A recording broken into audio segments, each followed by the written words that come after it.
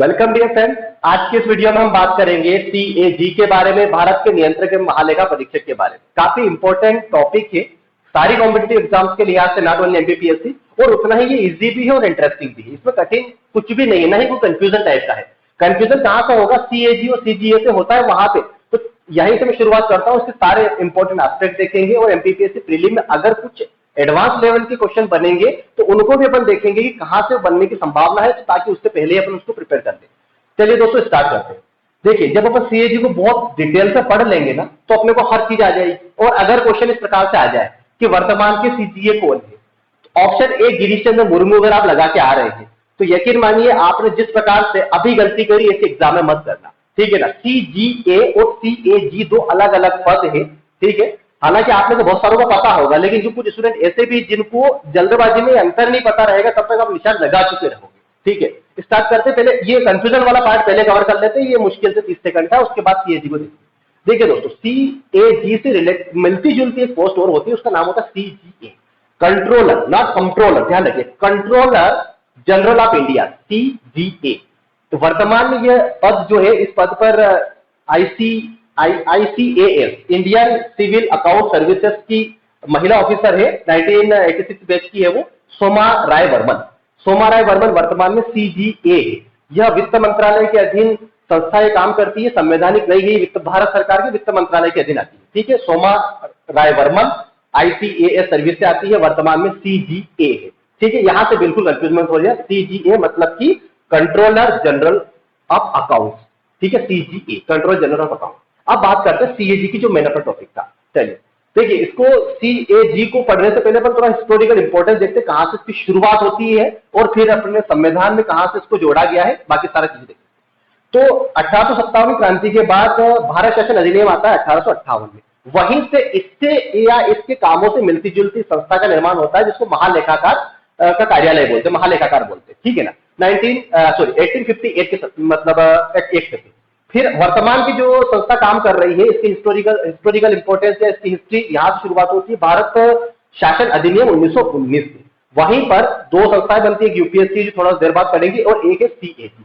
तो आप 1919 का अधिनियम जो अगर ऑप्शन में 1935 भी आ जाए, तो 1935 में भी इससे रिलेटेड प्रोविजन थे, लेकिन वो इसके अंदर कुछ इनहेंसमेंट करने से रिलेटेड। तो 1919 के अधिनियम से भारत में केंद्रीय नियंत्रक एवं महालेखा परीक्षक के पद का सृजन होता है, 1935 एक्ट के यहां मान लीजिएगा, ठीक है। अब इसके थोड़ा सा वर्तमान प्रोविजंस देख लेते हैं कि इसमें क्या है। तो देखिए दोस्तों, ये संवैधानिक संस्था है, सभी को पता है।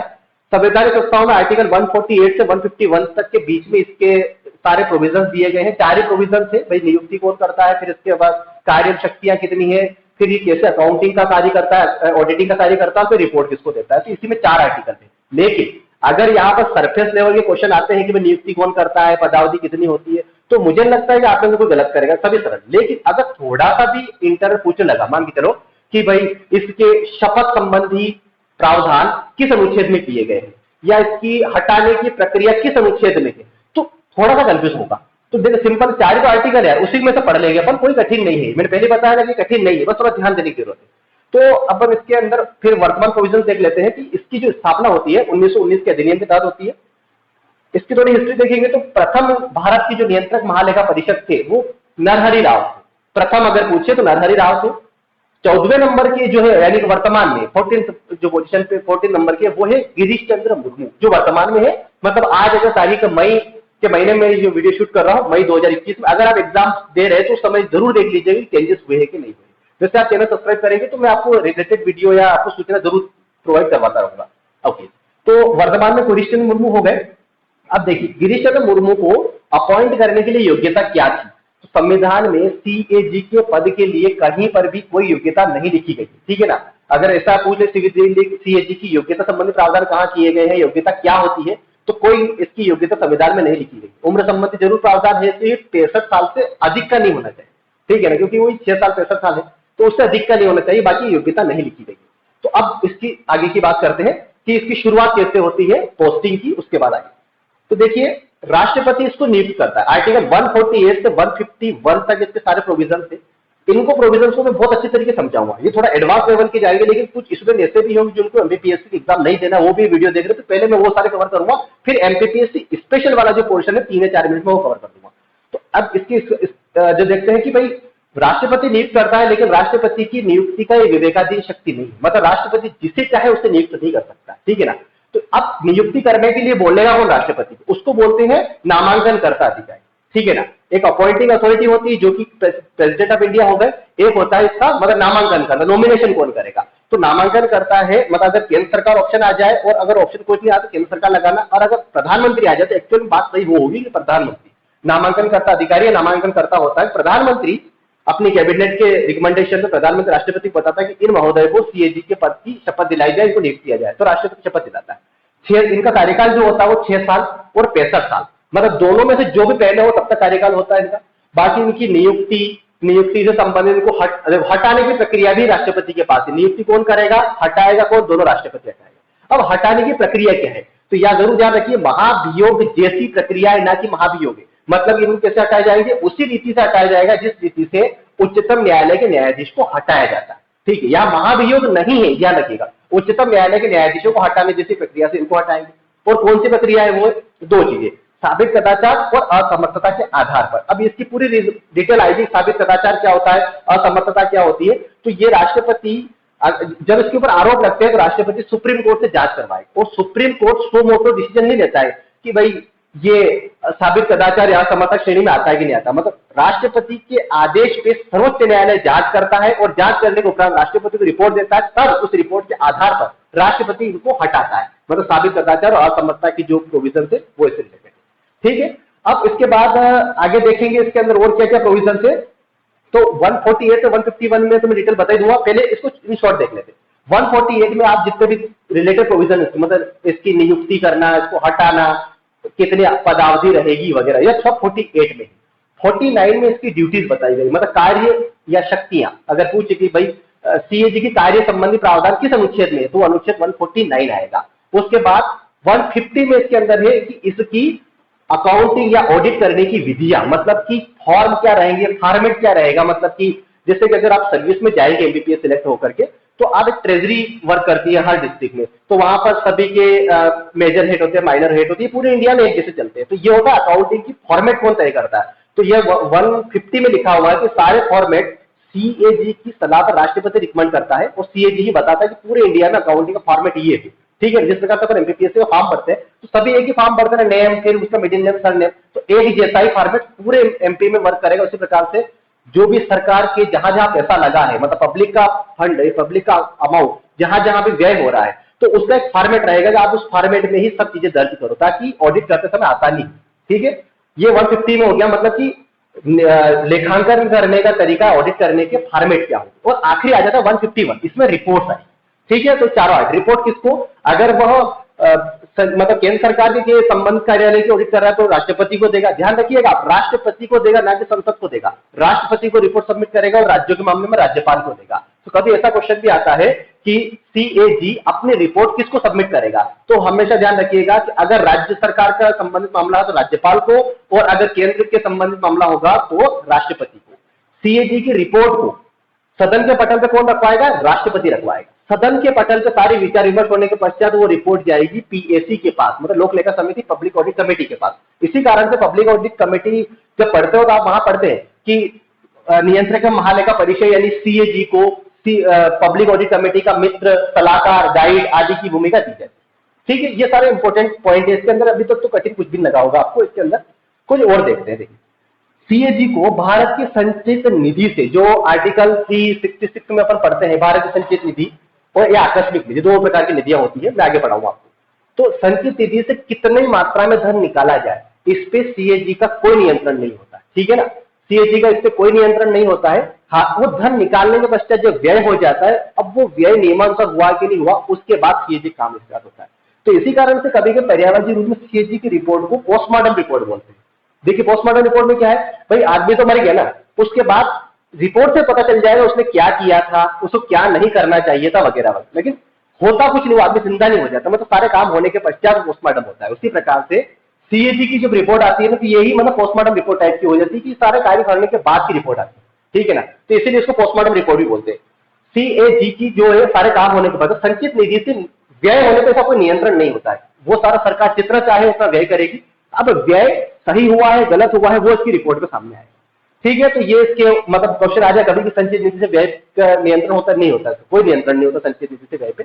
अब इससे रिलेटेड और इंपॉर्टेंट पॉइंट क्या है, देखिए अब ये लगभग सारे एग्जाम्स के जो रिलेटेड पॉइंट होते हैं वो तो सारा यही से कवर हो जाता है।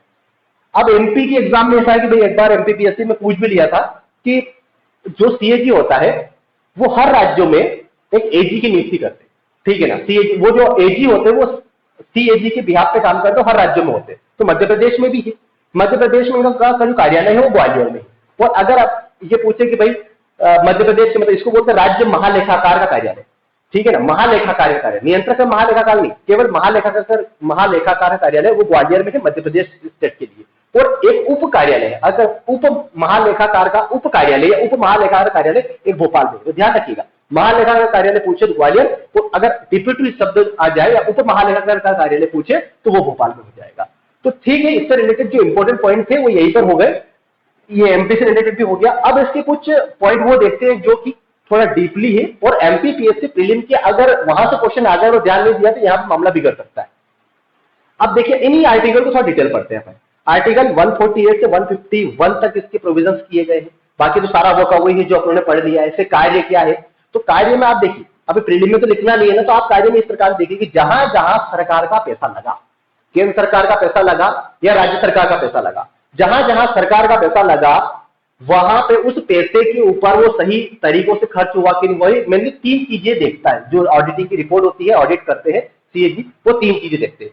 जैसे कि कुछ भी जो धन खर्च होगा, मान के चलो किसी एक विभाग को नवीन वाहन खरीदना है तो उसके नियम बने, तो 3 चीजें देखता है कि जो भी धनराशि खर्च हुई वह संबंधित क्षेत्र में खर्च हुई कि नहीं हुई, मतलब वाहन खरीदने के लिए फंड आया था तो वाहन में ही उपयोग हुआ कि नहीं हुआ। दूसरा, पहला तो ये होगा संबंधित क्षेत्र में खर्च हुई कि नहीं, दूसरा संबंधित प्राधिकारी के माध्यम से खर्च हुई कि नहीं, मतलब कि कार खरीदी, अगर वाहन आपने खरीदा तो उसके अधिकार किसके पास है, उसी व्यक्ति के मोहर से खरीदी, साइन हुए कि दूसरे के हुए, तो संबंधित क्षेत्र में वो राशि व्यय हुई कि नहीं हुई, संबंधित प्राधिकारी के द्वारा व्यय हुई कि नहीं हुई, और आगे संबंधित सीमा के अंदर व्यय हुई कि नहीं। मान लीजिए चलो 10 लाख का प्रोविजन था तो 10 लाख ही खर्च हो, 11 लाख तो नहीं हो गए, ठीक है। तो ये 3 चीजें, संबंधित क्षेत्र, संबंधित प्राधिकारी, संबंधित सीमा के अंदर ये ऑडिटिंग की मेनली रिपोर्ट तय होती है, बाकी तो इसके अंदर और भी चीज होती है, तो ये ऑडिट करता है, ठीक है। तो अब यहां से अपन और चीजें देख रहे हैं कि कहां इसके प्रोविजन जुड़ते हैं।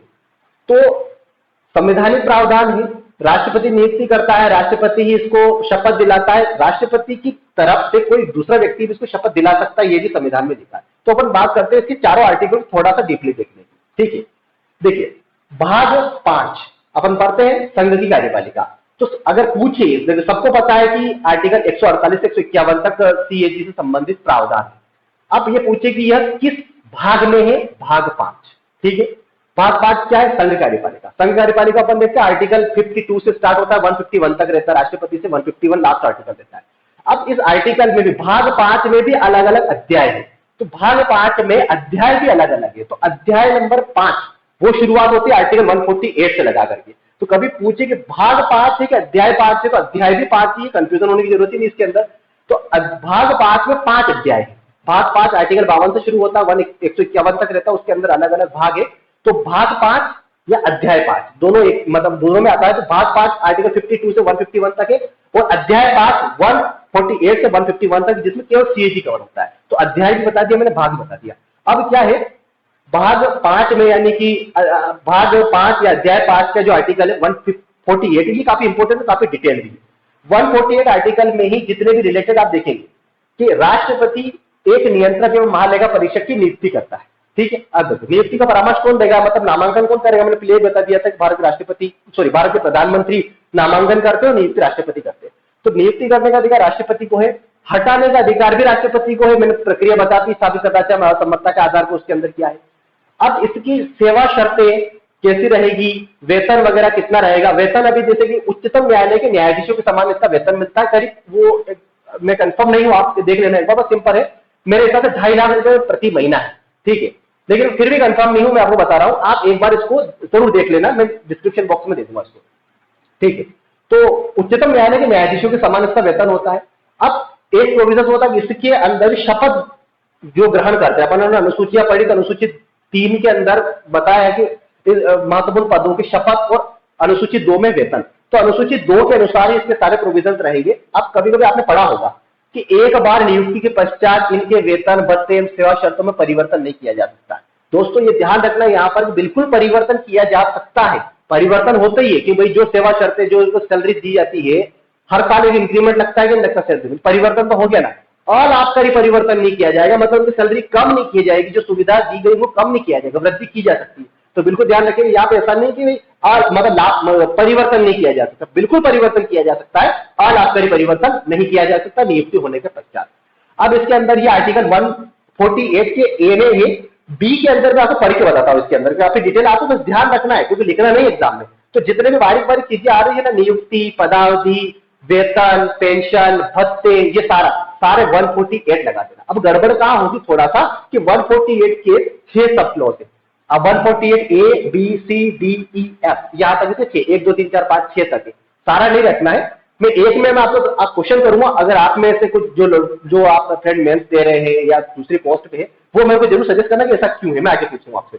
देखिए इसके अंदर 148 बोलता है कि 148 का एक क्लॉज क्या बोलती है, राष्ट्रपति अपने हस्ताक्षर से मुद्रा से नियुक्ति करेगा और उसी को हटाएगा। तो नियुक्ति करने संबंधी प्रावधान किस आर्टिकल में है, 148 के ए में। हटाने के अधिकार संबंधी प्रावधान किस अनुच्छेद में, वही 148 का ए। हटाना और नियुक्त करना दोनों 148 के ए में। दैट्स ऑल, ये क्लियर हो गया। दो में क्या है, दो में इसका है उसकी शपथ राष्ट्रपति या राष्ट्रपति की ओर से मनोनीत कोई व्यक्ति दिलाएगा। तो अब शपथ पूछ ले तो 148 का बी याद हो गया। देखो नियुक्ति और हटाना दोनों 148 का ए, शपथ 148 का बी, दो मतलब बी या टू।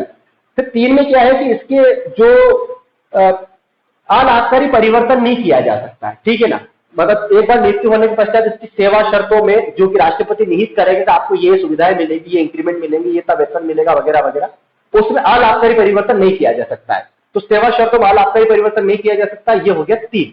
कौन सा, 148 का 3। अब 148 का 4, यही से मैं आपको पूछ रहा था।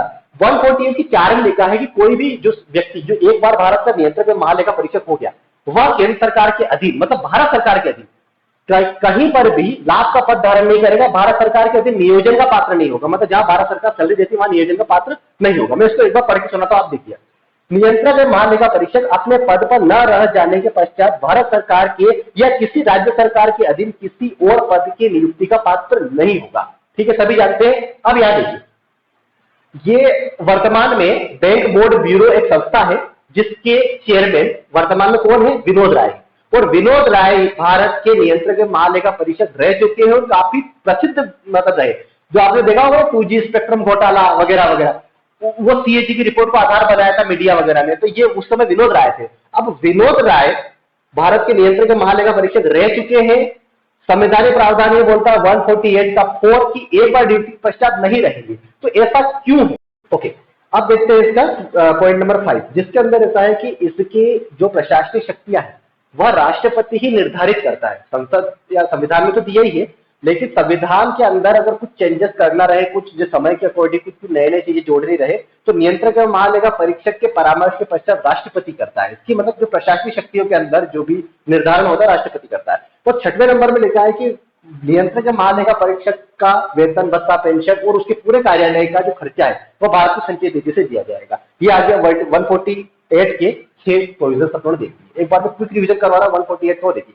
148 के कितने सब क्लास है, मतलब 6, 1 2 3 4 5 6 तक। एक में कि नियुक्ति और हटाने का अधिकार राष्ट्रपति के पास है। 2 में उसके बाद लिखा है कि उसके अंदर शपथ या राष्ट्रपति तरफ से व्यक्ति दिलाएगा। तीसरे में जो है उसका वेतन, और वेतन में लाभकारी अलाभकारी परिवर्तन नहीं किया जा सकता है। चौथे में कि एक बार नियुक्ति हो जाए तो न तो केंद्र सरकार ना ही राज्य सरकार का अधीन पात्र नहीं होगा। 5वें में लिखा है कि उसकी जो प्रशासनिक अधिकार है वो राष्ट्रपति द्वारा निहित किए जाएंगे। और 6 में लिखा है कि सारे खर्चे भारत की संचय निधि पर व्यय होंगे CAG के। ठीक है, ये हो गया। अब उसी प्रकार से 149 देखते हैं।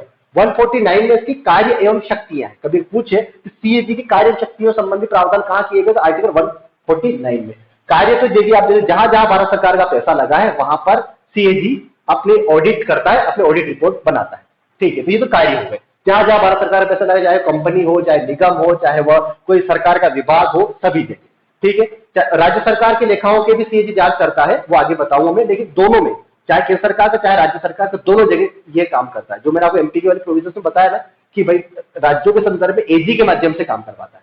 ठीक है, तो ये 149 का पहला बात हो गया कार्य। अब शक्तियां वाली बात आ जाएगी। शक्तियां भी 149 में लिखा है, लेकिन एक शक्तियां पूछे तो सिविल न्यायालय शक्तियां प्राप्त है, सिविल न्यायालय शक्तियां प्राप्त है, अर्थात किसी कार्यालय से दस्तावेज मंगवा सकता है, शपथ परीक्षा कर सकता है, किसी को उपस्थित होने के लिए आदेशित कर सकता है, परंतु दंडात्मक कार्रवाई नहीं कर सकता, वो सिविल न्यायालय शक्तियां प्राप्त है। अब आर्टिकल 150 में देखते हैं कि इसके प्रारूप क्या है। आर्टिकल 150 क्या बोलता है? लेखाओं का प्रारूप, मतलब कि सारे स्टेट में, पूरे इंडिया में यूनिवर्सल फॉर्मेट रहेगा अकाउंटिंग का, जितने भी खर्च हुए सारे किस प्रकार दर्ज किए जाएंगे उस प्रकार से। तो लेखाओं का प्रारूप 151 में आ जाएगी रिपोर्ट, इसकी सीएजी की रिपोर्ट। सीएजी की रिपोर्ट कहां पर? राज्य सरकार के मामलों में राज्यपाल को देगा, केंद्र सरकार के मामलों में राष्ट्रपति को देगा। बिल्कुल ध्यान रखिएगा, विधानसभा को या संसद को अपनी रिपोर्ट सबमिट नहीं करता है, ठीक है। किसको रिपोर्ट देगा? केंद्र के मामले में राष्ट्रपति को, राज्यों के मामले में राज्यपाल को, दोनों को रिपोर्ट देगा। फिर ये रिपोर्ट कहां रखवाएंगे? राष्ट्रपति संसद के पटल पर रखवाएगा, राज्यपाल विधानमंडल के पटल पर रखवाएगा। वहां पर उसके ऊपर बहस होती है, सब कुछ होता है। उसके बाद ये रिपोर्ट चली जाती है पीएसी, पब्लिक ऑडिट कमेटी के पश्चात। ये आगे मैंने पढ़ाया था, मित्र गाइड वगैरह की संख्या दी जाती है, स्वाभाविक मित्र बोलते हैं इसको, पीएसी को, पब्लिक ऑडिट कमेटी का। तो ये सारा इसके अंदर प्रोविजन है। आई होप यही से सारी चीजें कवर हो जाएगी। अब प्रैक्टिस क्वेश्चंस की बात है, तो मैं इस वीडियो के डिस्क्रिप्शन बॉक्स में आप देख लेना, वहां पर लिंक मिल जाएगी, वहां पर आप प्रैक्टिस क्वेश्चन कर सकते हो, ठीक है। 1 या 2 दिन के अंदर लिंक अवेलेबल हो जाएगी। पीडीएफ भी आप डाउनलोड कर सकते हो, उसके डिस्क्रिप्शन बॉक्स में लिंक मिल जाएगी आपको, ठीक है। इस वीडियो में इतना ही।